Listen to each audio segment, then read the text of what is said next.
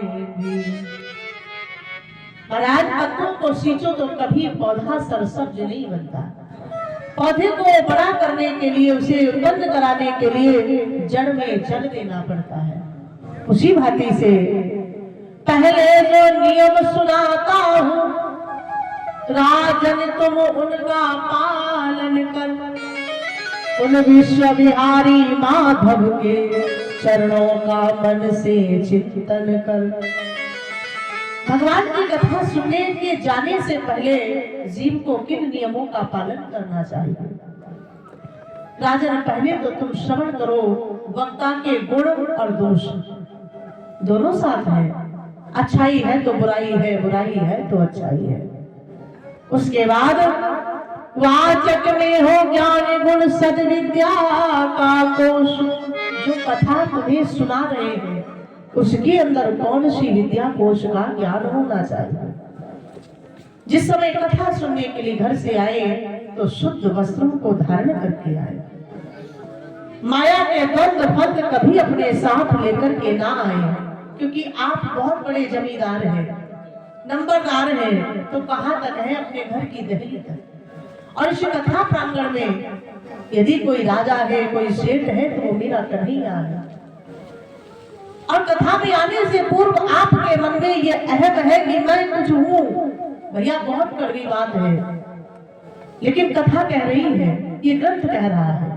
इस प्रांगण में आने के बाद यदि आपके हृदय में ये अहम है कि मैं कुछ हूं, तो फिर प्यारे आप कुछ नहीं हो। भगवान की शरण में आने के बाद एक ही भाव होना चाहिए कि परमात्मा आप ही सबके आधार हैं, आपके बिना संसार का कोई मूल नहीं है। भाव हो कि हम तुम्हारे चरणों के पुजारी हैं नाथ, हम तुम्हारे चरणों के दास हैं।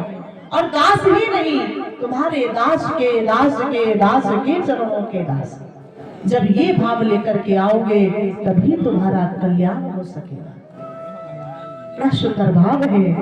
क्या होना चाहिए कि तुम हमारे हो प्रभु जी, तुम हमारे हो, तुम हमारे ही रहोगे, ओ मेरे गिरधर।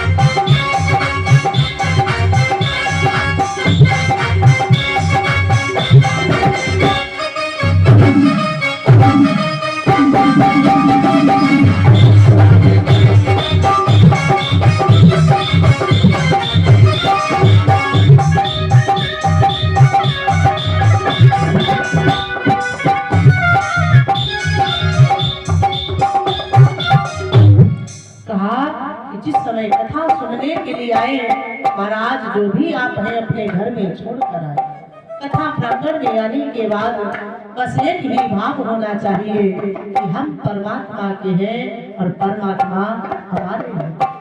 उसके बाद वहां जाने के बाद जब आप अपना आश्रम ग्रहण करते हैं, उस समय का भाव क्या हो?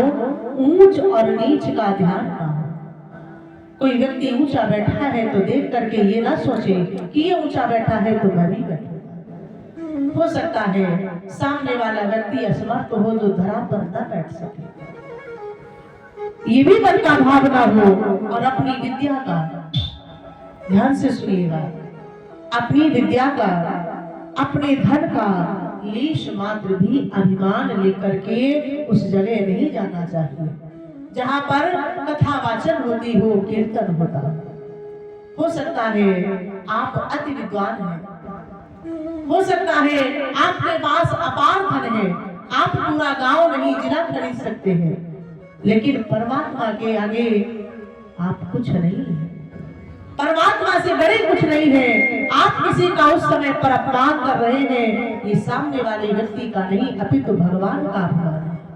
और भगवान का अपमान तो शायद प्रभु क्षमा भी कर दे, लेकिन भक्त का अपमान कभी प्रभु क्षमा नहीं करते।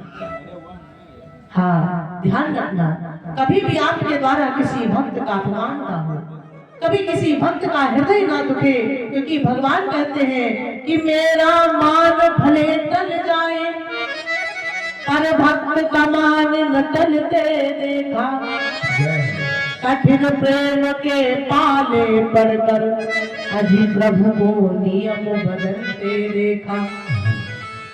भगवान कहते हैं भले मेरा अपमान एक बार को हो जाए मैं क्षमा कर सकता हूँ, पर मेरे भक्त का अपमान, मेरे दास का अपमान, मेरे अनुचर का अपमान मैं कदापि सहन नहीं करूंगा। और जाकर के संयम से भगवान की गाथा को सुने। महाराज, जिस कथा को सुनने के बाद हृदय में शांति ना हो,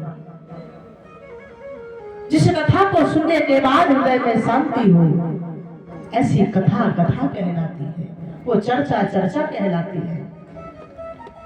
लेकिन कुछ कुछ दिल जले, ये इसी का दोहा है कि लेकिन कुछ कुछ दिल चले और रखते हैं ये भाव, और होता है ऐसी जगह अच्छा दिल बहलाव।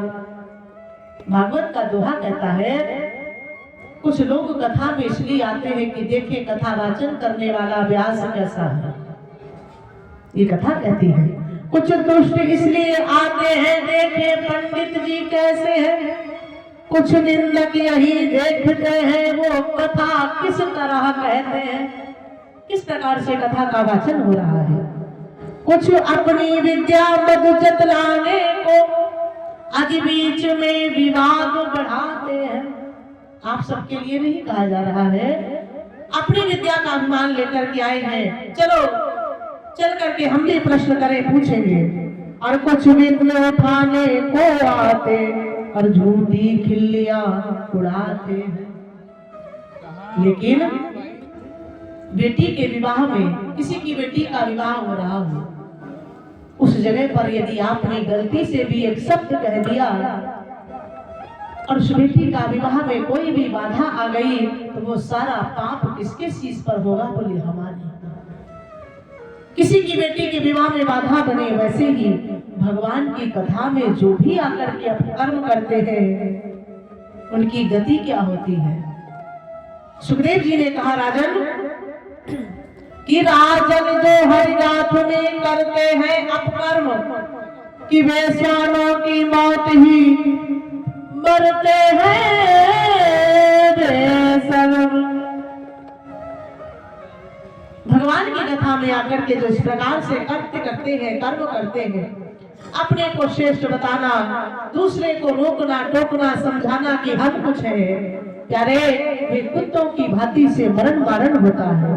अब सुनिए कथा का निमित्त एक आसन, आप जैसे भी बैठ जाए, और यदि एक आसन से बैठ करके आप 2 घंटे की कथा नहीं सुन सकते तो फिर सुखासन लगा लीजिए, जिस तरह से आपको बैठने में सुविधा हो।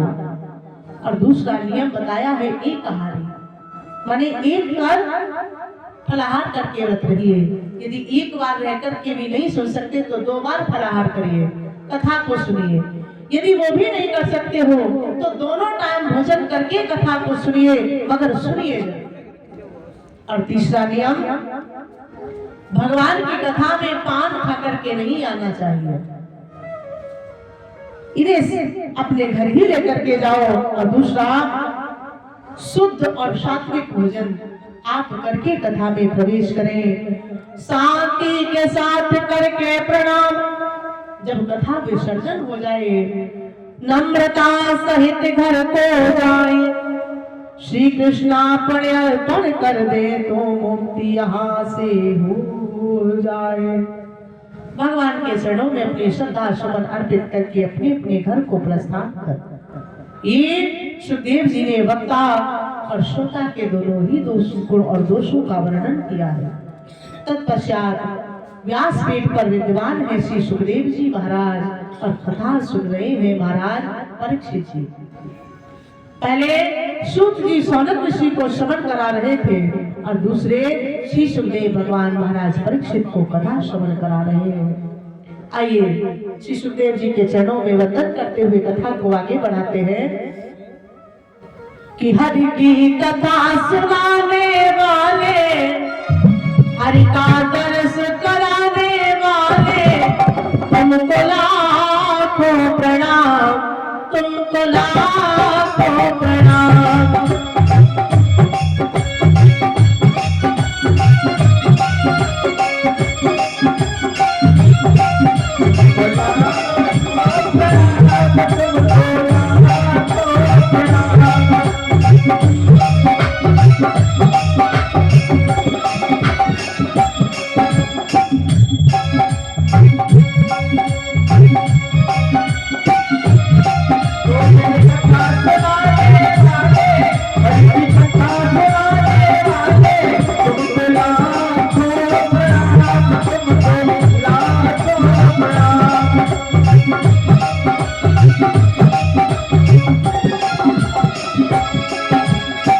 और कहा, जा रहे थे उनके द्वारा,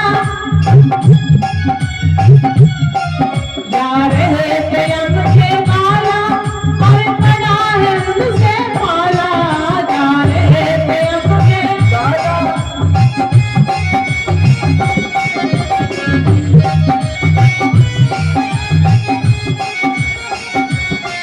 जब चरित कराने वाले